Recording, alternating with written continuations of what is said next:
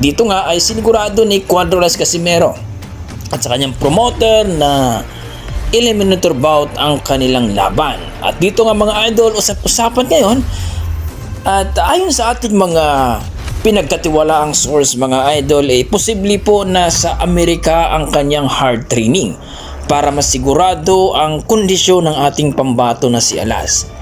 Kung maalala niyo mga idol na itong ating pambato na si Alas nung laban niya sa Japan ay maraming nadismaya sapagkat medyo hindi daw maganda ang kanyang performance. Kaya ayon naman kay Cuadras Casimero ay kukuha po siya ng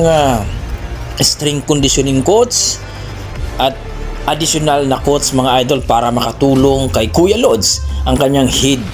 trainer, ang kanyang brother coach, na kung saan mga idol